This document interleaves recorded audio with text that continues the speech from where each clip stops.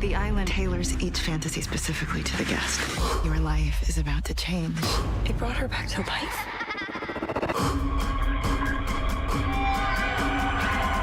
How is this possible? Fantasy Island, rated PG-13.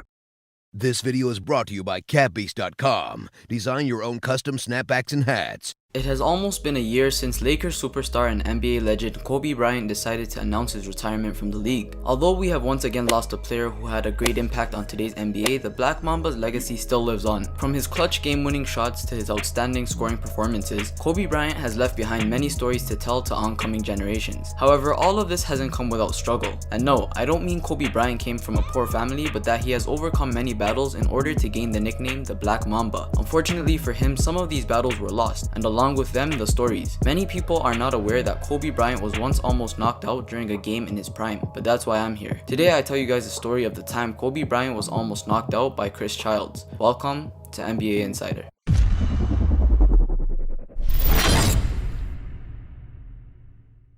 The date was April 2nd, 2000. Kobe Bryant was a good portion of the way into his fourth season in the NBA, seeing as he was drafted back in July 1st of 1996. His opponent, or should I say boxing friend, Chris Childs demonstrated success in minor leagues and proved to be worthy enough to enter the league afterwards. He was signed with the New Jersey Nets before the start of the 1994-1995 NBA season. He then went on to spend his first two seasons with the Nets and average a career-high 12.8 points in 1995 and 1996. However, Childs was perhaps best remembered for his 5-year stretch from 1996 to 2001 with the New York Knicks, who relied on his tight defense and three-point shooting ability during their runs to the NBA playoffs. It was during this time that Childs helped lead the New York Knicks to the NBA Eastern Conference Championship in 1999. He led the team in assists as a starter during the 1996-1997 season and was a valuable contributor off the bench during his next 4 years with the team. It was also during this time where he would be involved in one of the most memorable fights in NBA history, a fight that has since been hidden behind the greatness of Kobe Bryant's legendary career. On this night, the LA Lakers were matched up against the New York Knicks. With 43.4 seconds left in the third quarter and the Lakers up 71-60, Kobe Bryant and Chris Childs got into it. During this matchup, Chris Childs was guarding Kobe Bryant on defense. Throughout this battle, Bryant apparently said something to Childs that tempted the New York Knicks point guard to shove him. Because of this, Childs got fed up with Bryant's off-the-ball bullying. Throughout this intense matchup, Kobe decided to turn around and face Childs directly in a head-to-head fight. According to many replays from the game, just as Shaquille O'Neal was going for a jump shot and while Chris Childs was still defending him, Kobe Bryant decided to throw his forearms up away from the ball and near Childs' face. Kobe then stepped right up into Childs' face to show him he wasn't playing around. Big mistake. Little did Kobe know that Childs was also not playing around. Because Chris had already built a hate for the Mamba, he used this as an excuse to retaliate. Chris Childs immediately went into Bryant's face, head-butted him in the chin, and punched him with a right-left combination that connected with Bryant's neck and chest. Of course, the two-punch combo would get a reaction from the young legend. Bryant first tried to get a swing at Childs, but instead missed completely, hitting nothing but air. He then tried to grab at Childs with his bare hands to try and strangle him, but by this time it was too late. The incident had got so out of hand that Bryant needed to be restrained by two referees, teammates, and Lakers assistant coach Jim Clemens. And at one point, even Lakers head coach Phil Jackson was jogging onto the court to help prevent the brawl. However, even after they were separated, the two were still yelling at each other out of hate. Since Kobe Bryant was arguably one of the most vicious and ruthless players in NBA history, for his legacy to be disrespected like this, it made sense why he was so upset. Not only that, but Chris Childs stood only at 6'3" and weighing 195 pounds, while Kobe Bryant stood at 6'6", weighing 212 pounds. So it made it seem like Kobe was not only punched in the face by a lighter opponent, but a shorter one at that. Following the game, a pissed off Kobe told reporters, "The little punk decided to sneak me. It was physical play, a physical game, but I didn't expect him to throw punches. He was holding me a little bit. I didn't think he was going to throw a punch. I didn't think he had the balls to do it. He threw a sucker punch." Kobe's teammate at the time, Shaquille O'Neal, also spoke about the incident, protecting his teammate from the lies and the embarrassment of getting punched on TV while praising Kobe for walking away. He said, "You can't let a guy punch you in the face on national TV and just walk away. You can't do it. Can you do it? I can't do it. It takes a real big man to get hit in the face on NBC with everybody watching and just walk away. I'd like to meet him. I ain't that big yet. That's some Tai Chi stuff, not me. Everyone knows Kobe is a clean-cut kid. He was protecting himself." Shaquille O'Neal then went on to promise that there would be payback. April 2017 marks the 17th anniversary since the incident took place. Although Koby immediately let his side of the story be known on the night of the situation, Chris Childs had only opened up about the memorable fight 2 years ago. Back in 2015, during an interview with Knicks Blog Radio, the former New York Knicks guard discussed the night he fought with Koby. Childs had talked about what led to the punches being thrown and also discussed how he probably could have injured Koby if he really wanted to. Although the incident had happened over a decade ago, Childs had clearly remembered the night he almost turned a young Koby Bryant into a punching bag. So now we have a better understanding of what happened that night. Chris Childs, a Los Angeles native himself, said he was a young player at the time. He had to challenge someone. I happened to be that guy. A couple of times going around screens, I played tight defense. It's physical down there and he hit me with an elbow. I'm fine with that, but don't do it above the shoulders. Childs went on to say that he asked the officials if they were going to do around screens. I played tight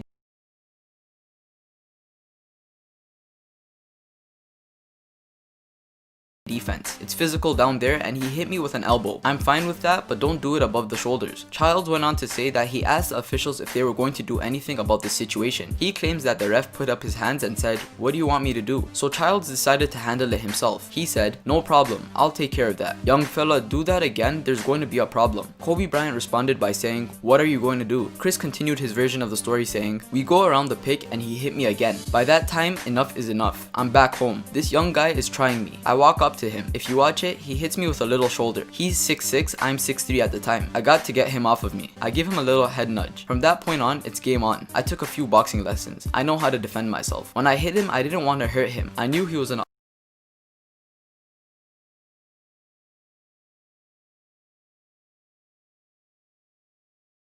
up-and-coming guy. I remember back in the day watching Kermit Washington hit Rudy T. I didn't want to get that label of hurting a guy's career, so I just happened to tap him and let him know you're trying the wrong guy. I didn't want to knock him out because I could have, but if I did, I'd still be suspended right now." For those of you who don't know about the Kermit Washington incident, basically on December 9th, 1977, NBA player Kermit Washington punched and struck Rudy T during a mid-game fight. The punch was so deadly that Rudy collapsed to the floor, bounced his head on the hardwood, and was knocked unconscious. In the end, Rudy received a brain concussion, a fractured skull, jaw, and nose, and spinal fluid leaking into his brain. Rudy T managed to walk off the floor, but once he made it to the hospital, doctors told him that they had to operate on him immediately or he could die. The punch was so bad that it literally ended his career early. Anyhow, Chris Childs was comparing this incident to his fight with Koby Bryant as a way of saying he did not want to do the same thing to him. So one of the most memorable NBA fights of all time could have been even worse. The Knicks would eventually lose the game 106-82. The crazy thing about it was that it was actually Knicks coach Jeff Van Gundy who recommended that Chris Childs should be suspended, but for good reason. This incident was just another show of immature behavior by the Knicks, who are known for getting into fights. As a matter of fact, this was the second time in that season that a New York Knicks player had been found to instigate a fight during a worldwide televised game, the last one happening on Christmas Day. In the end, Chris Childs and Koby Bryant were both fined and suspended by the NBA. Childs was suspended without pay for 2 games, which was equivalent to over $100,000 of his $4.1 million